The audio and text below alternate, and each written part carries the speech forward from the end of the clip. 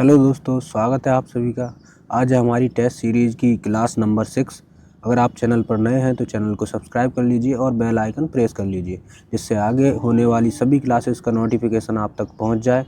Telegram पर हर Sunday को होने वाली टेस्ट सीरीज़ से जुड़ने के लिए टेलीग्राम चैनल का लिंक आपको डिस्क्रिप्शन में मिल जाएगा और टेस्ट में फर्स्ट आने वाले टॉप 3 स्टूडेंट्स को कुछ इनाम भी दिया जाएगा। तो टेस्ट सीरीज़ की पूरी जानकारी आपको टेलीग्राम पर ही दे दी जाएगी। आपको वीडियो को पॉज करके सभी क्वेश्चंस के आंसर्स देना है और वीडियो के लास्ट में कमेंट करके अपना स्कोर बताना है। और टेस्ट सीरीज़ से जुड़ने में अगर कोई समस्या आती है तो आप इस व्हाट्सएप नंबर पर संपर्क कर सकते हैं। तो चलिए क्लास को स्टार्ट करते हैं। पहला प्रश्न है, मल्चिंग डैश की एक विधि है। मल्चिंग किसकी विधि है, इनमें से आपको बताना है। तो इसका सही आंसर हो जाएगा ऑप्शन सी, मृदा संरक्षण। मल्चिंग मृदा संरक्षण की एक विधि है। अगला प्रश्न, केंद्र राज्य के बीच विवाद का फैसला करने के लिए भारत के सर्वोच्च न्यायालय की शक्ति डैश के अंतर्गत आती है। इसका सही आंसर हो जाएगा ऑप्शन बी, मूल न्यायाधिकार। केंद्र और राज्य के बीच विवाद का फैसला करने के लिए भारत के सर्वोच्च न्यायालय की जो शक्ति होती है वो मूल न्यायाधिकार के अंतर्गत आती है। अगला प्रश्न, पीएम स्वनिधि योजना डैश से संबंधित है। पीएम स्वनिधि योजना किससे संबंधित है, तो इसका सही आंसर हो जाएगा ऑप्शन डी, फुटपाथ विक्रेता। फुटपाथ विक्रेता जो है उनसे संबंधित है पीएम स्वनिधि योजना, जिसमें इनको लोन दिया जाता है। अगला प्रश्न, target Olympic podium scheme TOPS जो इसका फुल फॉर्म है, टारगेट ओलंपिक पोडियम स्कीम किस वर्ष शुरू की गई थी। इसका सही आंसर हो जाएगा ऑप्शन सी, 2014 में। अगला प्रश्न, निम्नलिखित में से कौन सा देश सार्क का सदस्य नहीं बल्कि संयुक्त राष्ट्र सुरक्षा परिषद का स्थायी सदस्य है। इनमें से कौन सा देश है जो सार्क का सदस्य नहीं है लेकिन संयुक्त राष्ट्र सुरक्षा परिषद का स्थायी सदस्य है। तो इसका करेक्ट आंसर हो जाएगा ऑप्शन डी, चीन। चीन जो है सार्क का सदस्य नहीं है लेकिन राष्ट्रीय सुरक्षा परिषद का स्थायी सदस्य है। अगला प्रश्न, ग्रेट बैरियर रीफ किस समुद्र में स्थित है। Great Barrier Reef option A, coral सागर। कोरल सागर में स्थित है ग्रेट बैरियर रीफ। अगला प्रश्न, जिंक का सबसे बड़ा उत्पादक देश कौन सा है। जिंक का सबसे बड़ा उत्पादक देश है चीन। ऑप्शन सी इसका करेक्ट आंसर हो जाएगा। अगला प्रश्न, डैश इंटरनेट पर अपने ग्राहकों और आपूर्तिकर्ताओं के साथ एक फर्म की बातचीत को कवर करता है। तो इसका सही आंसर हो जाएगा option D, e commerce. E commerce कहा जाता है जिसमें इंटरनेट पर ग्राहकों और आपूर्तिकर्ताओं के साथ फर्म की बातचीत को कवर किया जाता है। अगला प्रश्न, 1773 के रेगुलेटिंग एक्ट के समय बंगाल का गवर्नर जनरल कौन था। इसमें आपसे पूछा गया है 1773 में जो रेगुलेटिंग एक्ट आया था उस समय बंगाल का गवर्नर जनरल कौन था। तो इसका सही आंसर हो जाएगा ऑप्शन बी, वॉरेन हेस्टिंग्स। अगला प्रश्न, निम्नलिखित में से किसने भारतीय विश्वविद्यालय अधिनियम 1904 की सिफारिश की थी। इसका सही आंसर हो जाएगा ऑप्शन ए, रेले आयोग। रेले आयोग ने भारतीय विश्वविद्यालय अधिनियम 1904 की सिफारिश की थी। अगला प्रश्न, ease of doing business report कौन सी संस्था जारी करती है। ईज ऑफ डूइंग बिजनेस विश्व बैंक संस्था जारी करती है। विश्व बैंक के द्वारा जारी किया जाता है ease of doing business report. अगला प्रश्न, कौन सा ग्रह सूर्य के चारों ओर परिक्रमा पूरी करने के लिए सबसे कम समय लगाता है। तो सबसे कम समय कौन लगाएगा, जो सबसे पास में होगा। तो इसका करेक्ट आंसर हो जाएगा ऑप्शन ए, बुध।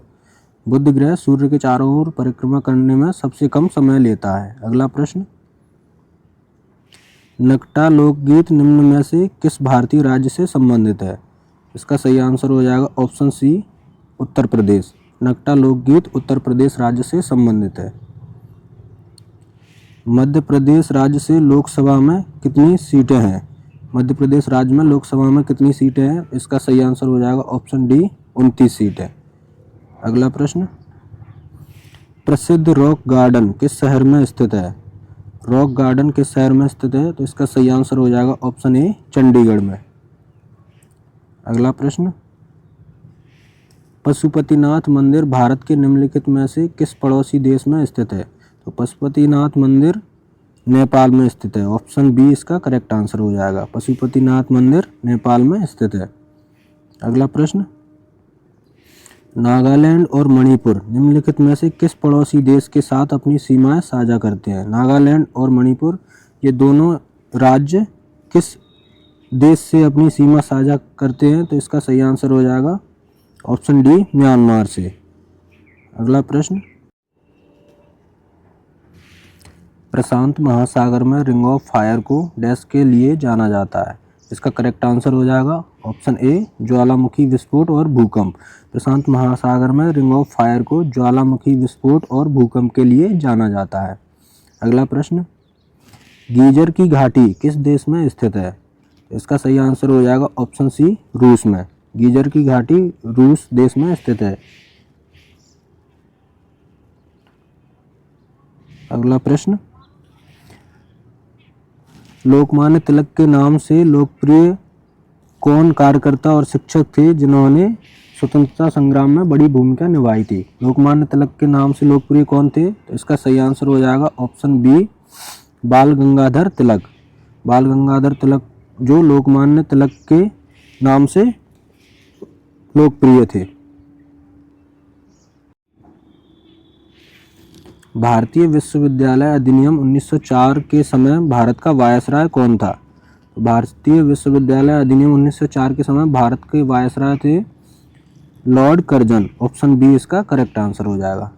अगला प्रश्न, सूर्य का निम्न में से कौन सा भाग ग्रहण के समय दिखाई देता है? तो ग्रहण के समय सूर्य का कौन सा भाग दिखाई देता है?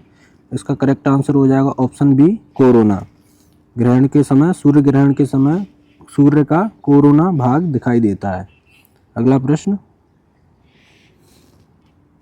चकहाव किस राज्य का काला चावल है? तो चकहाव मणिपुर का काला चावल है। ऑप्शन डी इसका करेक्ट आंसर हो जाएगा।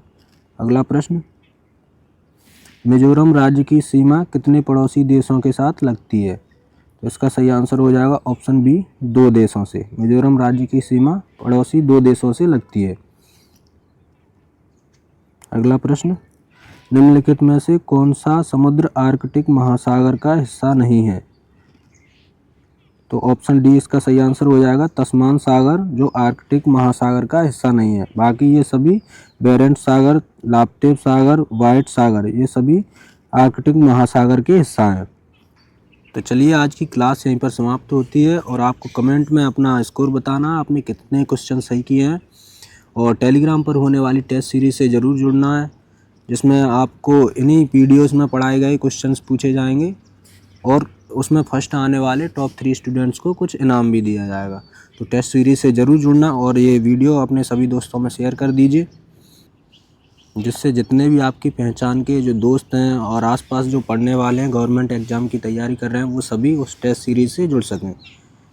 इस टेस्ट सीरीज़ में जितने भी क्वेश्चंस कराए जाते हैं वो किसी न किसी कॉम्पिटिटिव एग्जाम में पूछे गए क्वेश्चंस होते हैं या फिर उनके आधार पर बनाए गए क्वेश्चंस होते हैं। तो ऐसी ही टेस्ट सीरीज़ के लिए चैनल को सब्सक्राइब कर लीजिए और बेल आइकन प्रेस कर लीजिए और सभी दोस्तों में वीडियो को शेयर कर दीजिए।